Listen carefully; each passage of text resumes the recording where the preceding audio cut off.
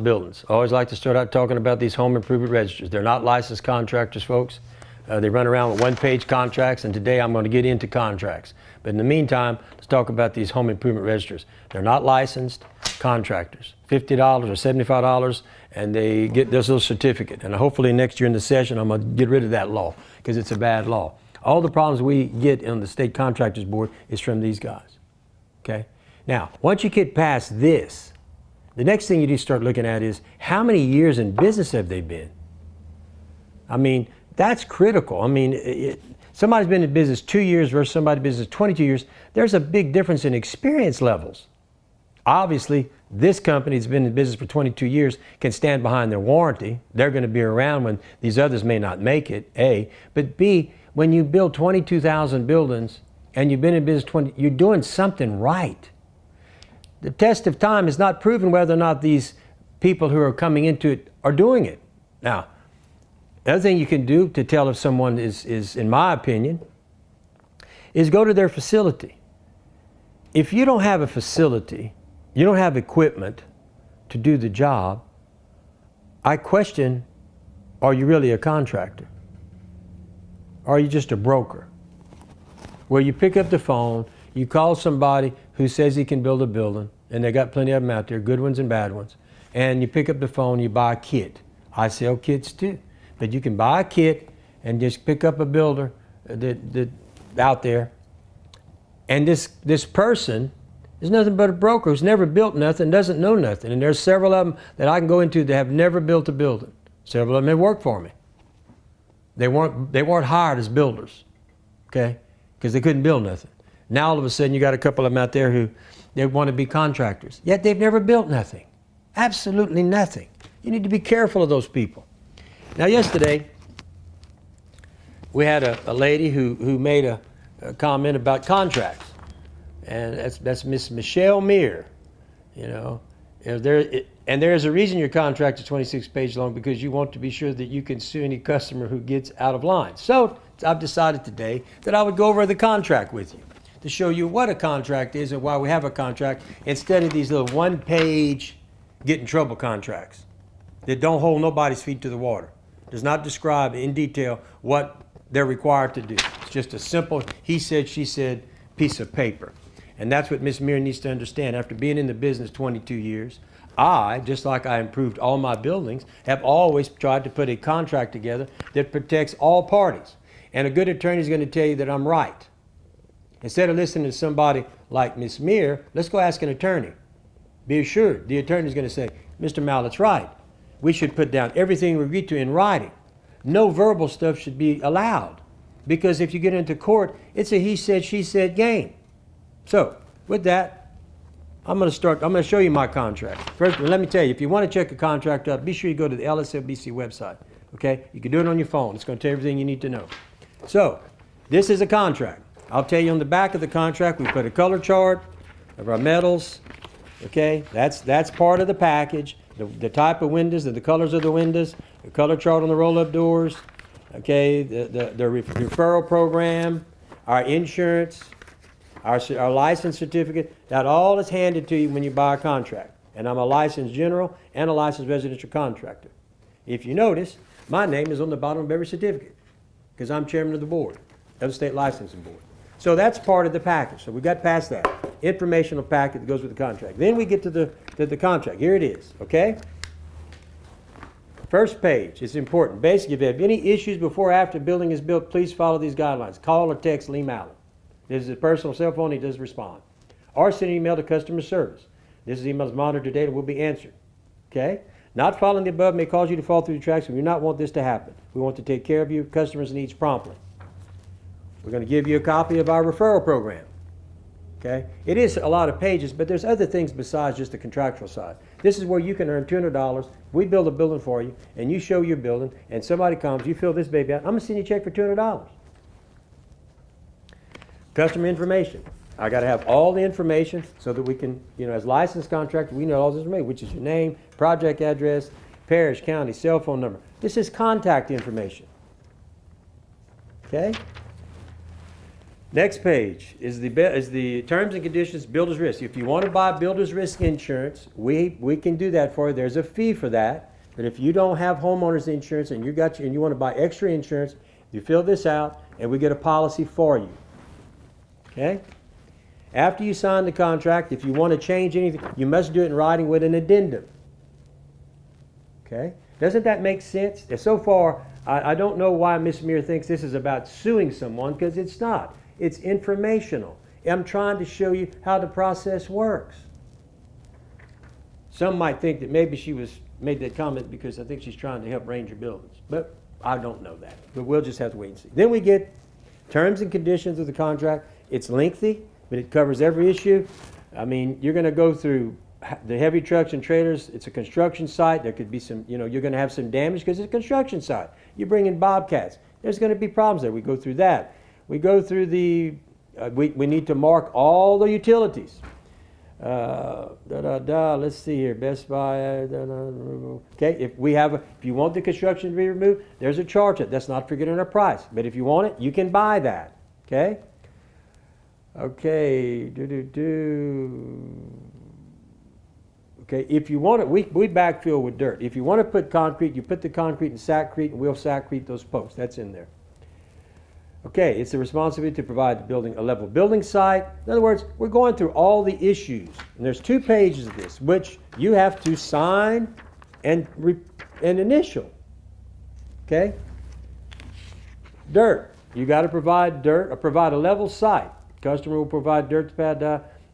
And in Best Buy's 1 foot, if you go 1 foot, if you go above that, then there's a charge because now we've got to add more equipment to move that dirt around. Construction cleanup. Once again, there's a fee. If you want to do it, fine, or you can decline. You can decline or accept any of these things that we're offering. Okay, depending on the site, on concrete, depending on your site, because I don't know what your site is. If we can't back a truck to your site, you're going to either have to have a pump truck or some Georgia buggies. Okay? It's in here. Not trying to hide nothing, just factually speaking. Some places you got to have a pump. Some places you got to have a Georgia buggy because you can't get access. You have to give me access. If you can't give me access to your job or to the building, then guess what? We've got to figure out a way to put it there. And there's only one way. Get that concrete in there. Read your contract carefully. Okay? Read your contract carefully. Any verbal agreement made between Mallet Buildings and the customer must be written on the face of the contract. Otherwise, the verbal agreement is null, no exceptions. I can't even do that. I won't even do that. All verbal agreements between Mallet Buildings and represent the customer have been documented on the contract. I've read, and then you signed it. You've read this.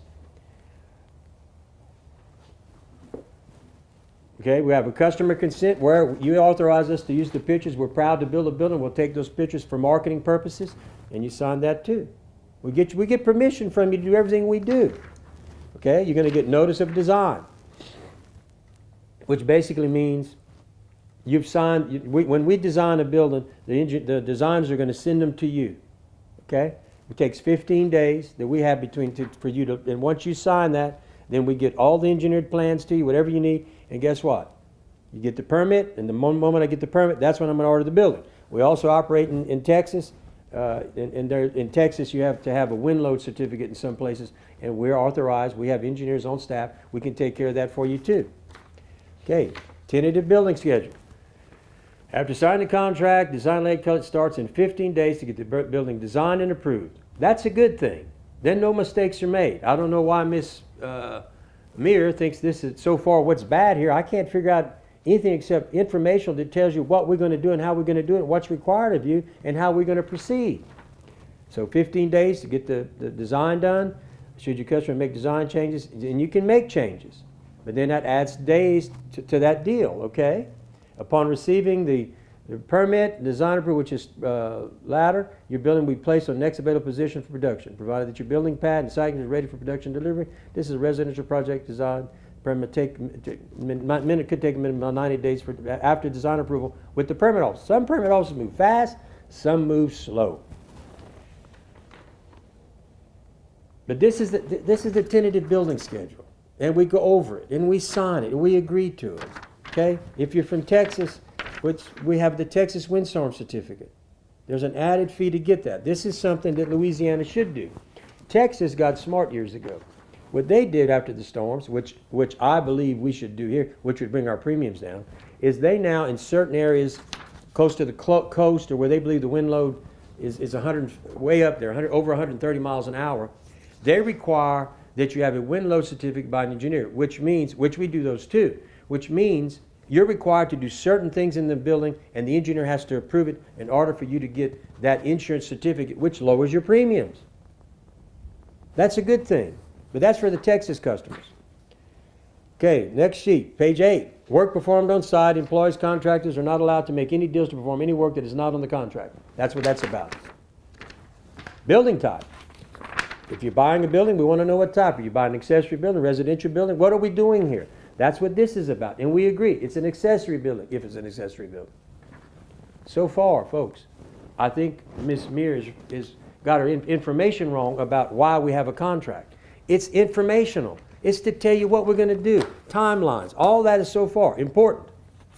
Page 10. In the event you have a problem with your building or service you're receiving, please feel free to call Lee Mallett at 337-515-2154. Every customer signs this. So that every customer has access to me. Warranty. Okay. It tells you the metal has a 40-year warranty. The aluminum has a 20. Okay, all manufactured on the building are warranted by the manufacturer. Okay, insulation warranted by the manufacturer. Concrete has no warranty, either express, implied, or referred. Okay, post protectors. This goes over the warranties.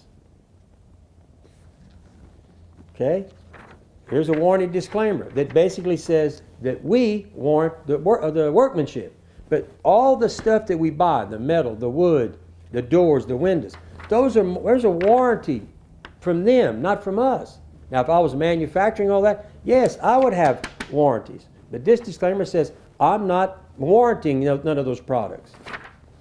Wall heights and door placements. This describes what's going to happen if you put your door on the side wall, in wall. Okay, very detailed. So there's no misunderstanding. Okay, about when we finish. Well, I needed 6 inches. We told you in the beginning you were only going to have this much clearance. It's right here on this page. Warranty requirements, important. This is another one on about spraying of chemicals that may come in contact with the metal and will avoid all warranties implied or referred. Okay? This is strictly about the metal. Wind load, rating and design specifications. Page 15. There will be a load rating on this if we put the slab in. Okay? If you don't put the slab, then we're not guaranteeing wind load because once again, I've talked about this. We use the slab as dead weight for uplift. Okay, the slab is part of our engineering, and this tells you specifically about wind load rating and design specifications. Now, so far, folks, I don't see where any of this is. Where does she get this idea that this is about suing people? Proper documents. The owner, inspector, must sign all proper documentation that is presented to you by the various crews working on your project. This includes and limited to the delivery ticket, building placement and elevation, framing completion form, completed building inspection report form, forming contract form, completed concrete customer inspection report form. Failure to do so may result in your project being delayed until proper documentation has been executed. I don't see nothing wrong with this. Okay, page 17, foundation recommendation. I give you the industry standard of what's required, how you should do it, what you should do, and if you don't do it, you open yourself up to possible foundation failure. That's all this is. Okay? I'm trying to help you, as my customer, explain to you how important the foundation is, and I've talked about that many times on other videos about the concrete is not your foundation. The pad that's compacted is the foundation that the slab sits on. And so that's what this page is about. Plumbing and or electrical. You can't put any plumbing or electrical work till I finish getting this thing formed. And if the plumbers go in and mess up the grade, they're required to put it back. Because I've already done my part of the contract. Okay? And people understand that. And we get it that people put plumbing and they put different things, but not until I finish the grade, and then whatever they do, they got to put it back. and then we pour the concrete. So people do put plumbing. People do electrical. As long as you understand, whatever they mess up, they're going to put back the way it is, because I've already done it. Okay, page 19, concrete finishing. Okay, we're going to go through all the steps about that, okay? And basically, we use, it's got to be present. I want you present there when we pour concrete. We don't get a second chance on concrete, okay? So I require you to be there, okay? You need to pick the kind of surface you want, tell the finisher. Now understand, all this that's going on, we're monitoring it from our office on our Arlo camera system. We do all our inspections from here. I can walk on the other side and I can pull up any job right now and see where the construction project is. When a construction project's finished or concrete, we're gonna say, let's go inside, shut the doors, make sure they're open and shut, tight seals, everything's working. That's all being recorded, okay? And so this goes over that. It also tells you, once again, about trough charges, Georgia buggies, things of that nature. If I can't get to the building, and let's say I got a 60-foot building, and I can back to it. I got to get that concrete, and I've only got one door on the 60-foot side. I got to get that concrete 60 foot down there. So they take out a trough. I don't make any money on troughs. I don't make any money on pump trucks. I don't make any money on that stuff. Okay? It's a direct cost because of the location of your building, and I can't get to it properly. That's all that is. Okay? So we cover that again. And once again, everybody has to sign and date. There's a concrete release form. In the event the owner inspector cannot be present during the concrete finishing phase of the project and authorized mallet in writing to proceed, the said owner inspector is hereby identified. In other words, if you don't want to be there and you just want me to do it, you can't come back and say, well, I don't like it. I've seen that happen in 22 years. That's why that's in here. Don't you realize the reason all this stuff is in here is because after 22 years, I'm covering every possible problem that can happen, and we're going to cover it up front, not in the back end of the deal. Okay. Payments. As per the contract, we have scheduled payments. You make your payments timely, that's good. If you don't make your payments timely, there's a penalty. Okay? And that's the way it should be. I'm committed to doing my job, but you got to be committed to living up to your side of the contract. When I finish the building, once the inspection's done, I want my check. When I finish the forming, I want my check. If you choose to, and it doesn't happen at all, but it has happened. I don't know why, but some people don't realize that, hey, you need to make your payments. All right, next page, page 22. Important owner inspection. This goes over that you are the inspector. You need to, we want you to inspect every phase of the building we do with you. And we want you to commit to doing it by signing this. And it's only right that you be there to make sure that you like, when the crew finishes the building, hey, my window's open good. Hey, the right colors. Hey, I like, everything's good. I'm satisfied. Great. So what you're doing, you're agreeing to do that.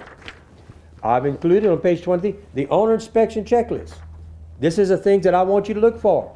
For instance, are your post depths 3 feet? Are post protectors installed? Is skirt board cover installed? Have 2x6 installed in a straight horizontal fashion? Are trusses satisfied? In other words, I want you to check me out. I want you to make sure this is all right. Completed building inspection report. Upon completion of the building, you will go along and you will sign. We all do it. We do it verbally too. But the builder will say, "Hey, got the right colors? Check. Building placement? Check. Building elevation? Check. Window placement? Check. Wings and gables? Check. Walk through? Check." We want you to make sure that everything's good before the builder leaves, and that's called a completed building inspection report, which I require on every building I build. And it also says that you're 100% satisfied with the finished product and the building has been constructed as per the building contract. Every contract I have has these papers in them. Now tell me, Miss Meir, what so far is not good for the customer? We're laying everything out. We're going to the next one. Example now, the form finish. Customer's name, dear customer, please introduce the desired type. You tell us what type of finish you want.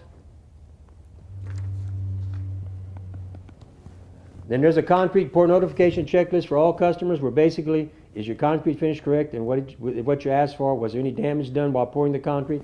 We're going through an array of things to make sure you're satisfied. 90% of what this is is to make sure that we are living up to the standards that we told you we would do. And we're asking you multiple times to verify it.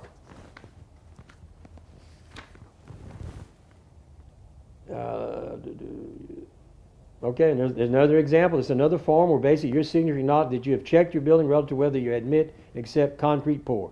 Your doctor was poured correctly. Once again, I'm making sure that you're happy and satisfied. Completed concrete inspection report. Once again, here we go. The document provided the customer has agreed to work done by Mallet, has been completed, met all the criteria stated in the building and the terms and conditions that he's 100% satisfied. I got one of these in every contract too. Very important.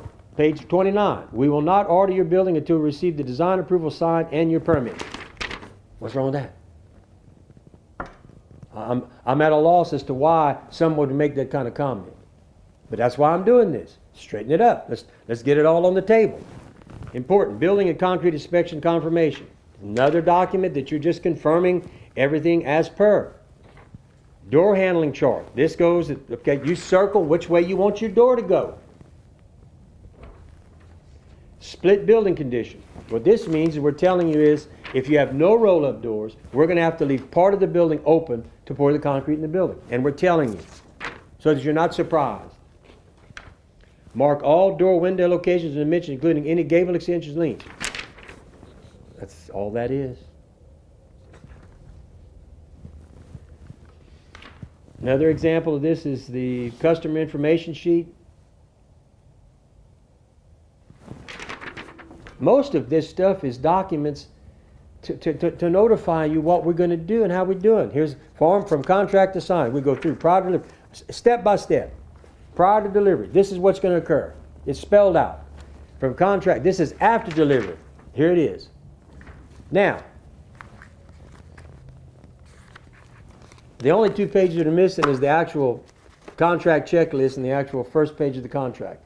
The rest of it, folks, is information that you need and that I need to give you. Okay? This person making that comment is way out of line.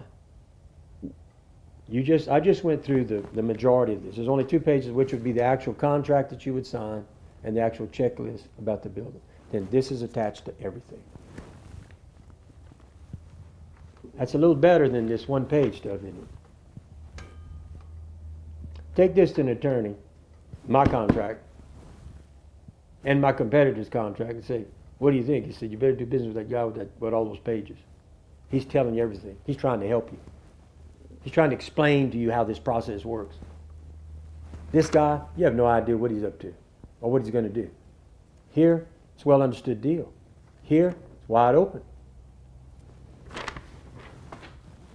So, and on top of that, the other thing we do now, when we bid a building, I've absolutely made a specification sheet. So when I give a bid, my guys are required to give you the specification sheet on the 3 types of buildings we sell. Okay? And I give this to you so that if you want to get a bid, which is fine, make him initial that he's going to give you the same thing as me, apples to apples. Because I will beat him, I'm telling you, I will beat him by $1,000 every day, all day long. Most of the time, like I talked about yesterday, because they made some comment, yeah, we posted, yeah, he's at $34,999, we're at $32,999. But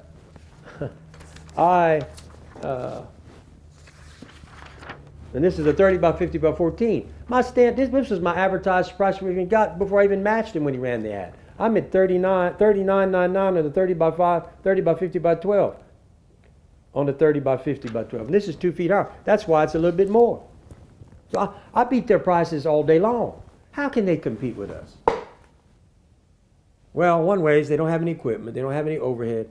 They don't have a staff. Most of them don't even answer the phone. Try calling them. When you call here, somebody's going to answer the phone. Okay? Look, bottom line is you can do business with somebody who's been in business 22 years, state licensed, got the best materials in the world,